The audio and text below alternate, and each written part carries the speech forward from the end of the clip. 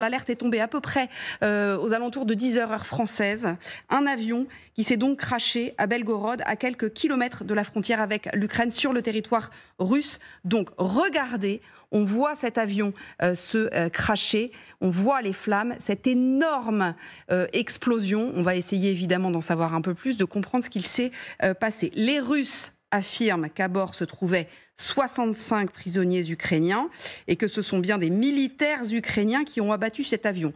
Je vous fais écouter dans un instant le patron de la Douma. D'abord, écoutez ces habitants qui ont été témoins de ce crash à Belgorod donc. Nous avons vu à travers la fenêtre du bureau de poste qu'un objet long et rouge traversait les airs. Puis une explosion et un éclair de couleur rouge. Nous n'avons rien vu d'autre en particulier. Pas d'autre explosion ou quoi que ce soit d'autre.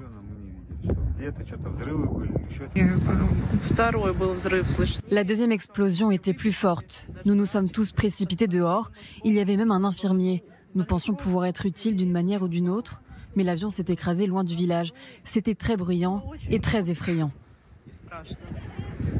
Alors on peut bien imaginer que ce soit bruyant et effrayant. Écoutez les précisions donc, du président de la Douma. Et ensuite on va aller voir Marianne qui nous attend à Kiev et qui va nous dire de quelles infos elle dispose, en ligne donc avec le gouvernement ukrainien. La Douma d'abord, le Parlement russe. Ils ont tiré en l'air sur leurs propres soldats. Les leurs. Leurs mères attendaient, leurs femmes attendaient, leurs enfants attendaient.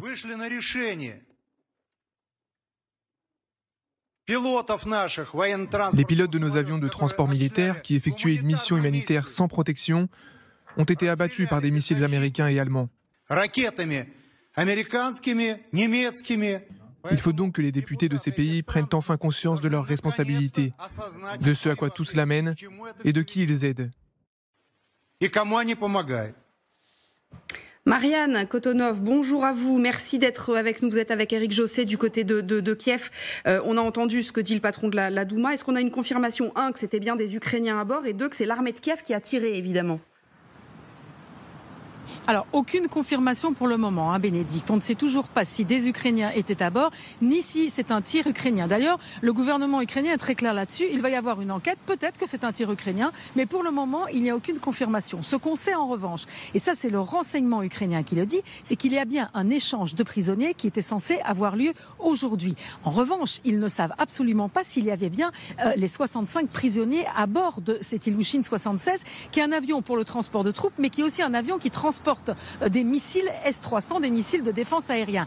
Et en fait, ce que disent les Ukrainiens, c'est que d'abord, ça n'est jamais arrivé que des prisonniers ukrainiens pour un échange soient transportés en avion. Deuxièmement, que seulement 3 personnes russes, 3 accompagnants russes pour 65 prisonniers, ça fait quand même un peu peu. Et puis, les experts qui commencent à se pencher sur les photos, les photos satellites, les photos qu'on a donc de ce crash, eh bien en fait, ont des doutes eux aussi, parce qu'ils se disent, d'abord, on ne voit aucun corps éparpillé autour de la carcasse, et ensuite les débris de l'avion laissent à penser qu'il y a eu une autre explosion, donc à ce moment-là les missiles qui étaient dans l'avion et de ce fait auraient éparpillé de cette façon l'appareil. Et puis enfin il y a Mikhailo Podolyak qui vient de s'exprimer et qui dit lui, attendons, on va éclaircir la situation, mais ça prendra du temps. Donc vous voyez pour le moment un petit peu de confusion quand même autour de cette information. Extrêmement intéressant. Merci beaucoup Marianne. Éric également qui est derrière la caméra.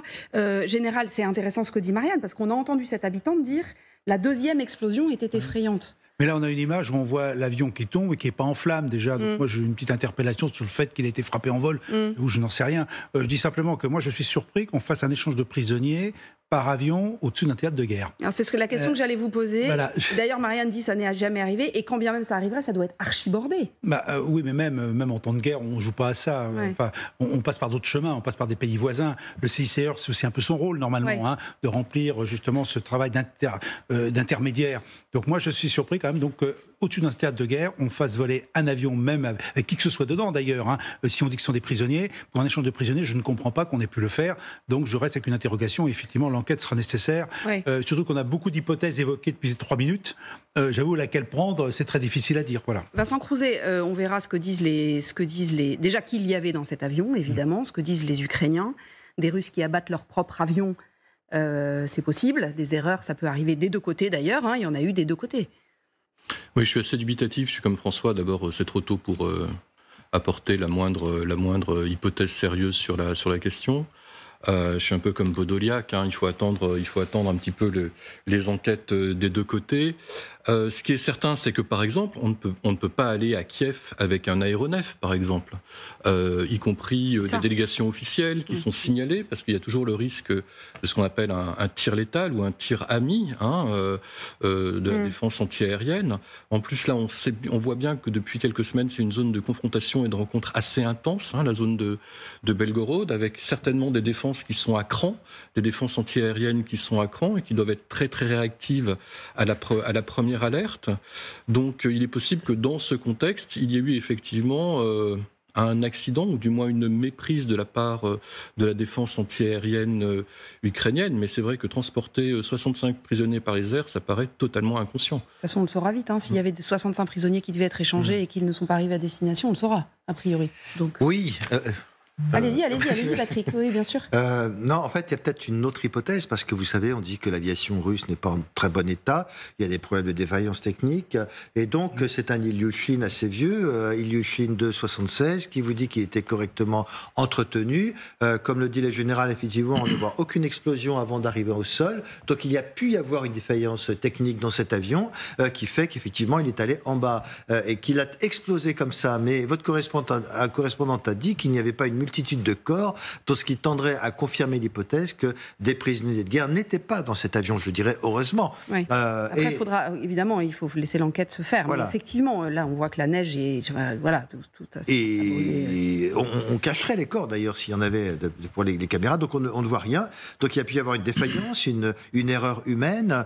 A priori, il n'a pas été tiré par un missile parce qu'il aurait explosé en vol. Et donc, voilà. Et donc, par ailleurs, c'est vrai que si l'hypothèse selon laquelle c'était des missiles S-300 qui étaient à bord, eh bien, on pourrait considérer que c'était une cible légitime pour les Ukrainiens. Donc il y a toute une série d'hypothèses, mais il y en a d'autres qui sont plus véridiques, enfin, me semble-t-il, plus crédibles que d'autres. Crédibles que d'autres. Alors on voit bien qu'on va de plus en plus loin dans les opérations spectaculaires. On en parle depuis déjà plusieurs semaines, évidemment, et que Poutine ne recule devant rien. Marianne Kotonov, justement, qui nous parlait de Mikhailo Podolyak tout à l'heure, a pu le rencontrer hier, faire une interview avec lui. Mikhailo Podolyak, pour rappel, c'est un des plus proches conseillers de Volodymyr Zelensky. Écoutez ce qu'il dit. Nous n'avons pas de solution pour arrêter la guerre, c'est évident. Quand votre adversaire fait la guerre en s'appuyant sur le nombre, vous devez compenser par la qualité de vos décisions. Ça dépend aussi des armes avec lesquelles vous faites la guerre. Quelles technologies sont utilisées sur le front? Si on fait la guerre à armes égales, c'est impossible. C'est évident que la Russie n'a aucun égard pour la vie humaine et elle enverra demain à la guerre des centaines de milliers de personnes.